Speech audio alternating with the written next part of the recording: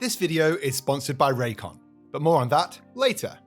Hello and welcome to Broadsword Wargaming. My name is Oliver, and in this video I am joined by my good buddy Ciara, although remote for this one.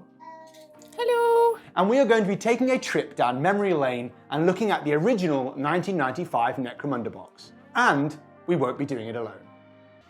1995 was a great year for gaming, especially for Warhammer fans, with the release of what's arguably one of Games Workshop's best games. I've managed to get my hands on an original copy, complete with the models and some of the terrain. It's wild to think about how much time has passed since then, but I can still remember how excited I was when it first came out. The artwork blew me away, the designs felt ahead of their time, and those models were something special. And the game itself, it was created by some of Warhammer's legends, and it truly is something unique. In these retro videos, I am all about the nostalgia and the joy that brings. And whilst chatting to my good buddy Miles over at Little Legend Studios, we realised we had the exact same box and thought, hey, why not share the love and do something together? We ended up having a rock, paper, scissors match to decide who would paint which faction, and lucky for me, I got the Orlocks, whilst Miles is stuck with the Goliaths. Lucky him, right? Once you're done with this video, I'll share a link to Miles' video, so do make sure to go and check it out. He's an amazing painter, and I know he's going to focus on the art side, so I think I'll be trying to capture the classic box art look. Here we are, almost 30 years later, and Necromunda is still going strong. It's incredible to look back and see how it's evolved from that gritty retro-punk vibe in the 90s, thanks to John Blanche's unforgettable art, to the grimdark, bizarre game we know today. It's come a long way, but the original feeling still sticks with me. I'm going to kick things off by assembling some of the terrain. It's been quite a while since I've had to put together the classic G-Dub card buildings, and it was such a blast to get my hands on them again. The old Necromunda book actually encouraged you to make your own terrain, which I've talked about in a previous video, so go and check that out. And after going through the pieces, it turns out I've got 2 of the buildings, which isn't quite enough for the full immersive setup, but it's definitely enough to bring back those nostalgic vibes. I sprayed up the barricades and followed the instructions to get a couple of buildings assembled. Honestly, they look pretty neat, like forgotten relics from back in the day. Ooh, that's actually pretty cool. This is going to ruin my I don't really like old Warhammer stuff streak. And also that thing kind of looked like that Star Trek ship. Don't give out to me, feel like you know what I'm talking about. Anyway, these look really cool. They don't look old at all. I would be happy to play on this sort of terrain. I'm going to set these aside for now while I work on the models, and once everything's done, I'll take a step back and check the whole thing out together. So we are going to paint the Orlocks. Probably my favourite of the 2 warbands, and a warband I've always loved before. I cleaned a load of the models up and got them all ready. Now I didn't add in any of the metals or the other characters, I just wanted to stick to the ones from the box. Alright, before we go any further, let me tell you about something that has been a genuine lifesaver lately, and that is this video's sponsor, Raycon Everyday Earbuds. As some of you know, I recently had a baby, which means I needed to make adjustments to the way I do things. No more blasting tunes or movies at midnight. First off, these are wireless, which means I can listen to my favourite hobby podcasts or tutorials while painting or putting the baby to sleep without worrying about waking the baby.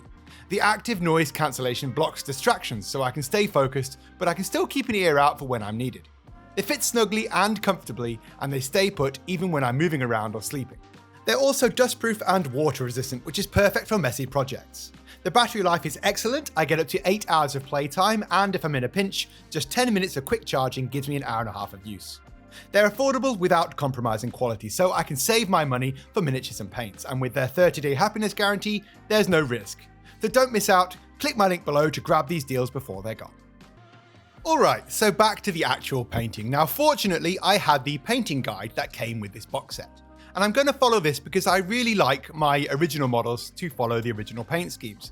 I of course won't do them as well as they were done. I don't claim to be a golden demon or heavy metal style painter, but I like to do my best. And for me, the box art finish is just a finish I like to keep the retro nostalgic vibe alive. And for this, I'm going to use the Duncan Rhodes Too Thin Coats paints. I started to use these more and more on the older projects because I feel the colour matches are pretty good. So first up, we need to do these in the scheme, and that is blue. Blue for all of the clothes, kind of like a clashing double denim, but more cyberpunk based. Easy enough to do, nice clean lines, nice clean paint job, and the paint itself adheres nicely in one reasonable coat. Then it's onto the reds. Red and blue for me, are classic retro colours, and this just follows the colour scheme perfectly. This is Sanguine Scarlet. Already, you can start to see the model taking shape. We're just going to block in the remaining colours, so next up it's the skin tones. I'm just using a couple of different skin tones from the paint range because not every skin tone needs to be the same, and I think it's the only way we can truly differentiate different models when they're all painted in the exact same colours. Now, I know the Goliath guys are massive muscle and ripped, but these guys are pretty strong as well. To go with the rest of the scheme, it's just black boots, black clothes, and then colouring in the metals on the various weapons. I also had Ciara jump in to do a bit of the batch painting. I helped Ollie whack on a load of base coats and get these guys done, because you might not know, but behind every great man YouTuber is an even greater woman YouTuber helping him paint all his miniatures. With all of the core colours down, I then moved into the triads that come with the Two Thin Coats paint range. This allowed me to blend together the darker recesses and the upper highlights. Now, glazing and edge highlighting and stippling textures onto materials isn't something I generally do. I normally rely on my airbrushing, or I rely on the natural contrast of models to do so. But these don't have a ton of textured details. But by blending all of these three paints together and adding white to the top, you can really start to work up from the dark to the light. I keep layering this and more, and for me this is something I want to get better at, and I feel I am improving by doing all of these retro models in this old way, but instead of just using the airbrush and getting it done. I want to put texture onto the models, I want to put life onto them, and by managing to get more contrast into these flatter panels, for me the models just look better. Okay, the first person to mention my horrible nails is getting banned. I have an appointment tomorrow. Don't bring it up in the comments. But I'm using my tried and tested method here. Easy peasy quick skin. Here's an old shot when I had nicer nails of how I did skin. You would think I would have improved by now, but you know, if it ain't broke, don't fix it. This is a super easy, achievable, nice looking skin recipe. Just layer on a few blendy blends and you're good to go. Took no time at all, and I think it looked really good in the end. We are almost there. We just need the true 90s finish. I thought long and hard about the basing, but if I look at the books, it's always goblin green with some green flock. So that is what I'm going to do. And there is always time for goblin green bases. Any excuse for me to crack out my OG paints. I stuck a few tufts on just because the bases were a tiny bit flatter than I wanted, and I thought it helped the models themselves pop a bit more.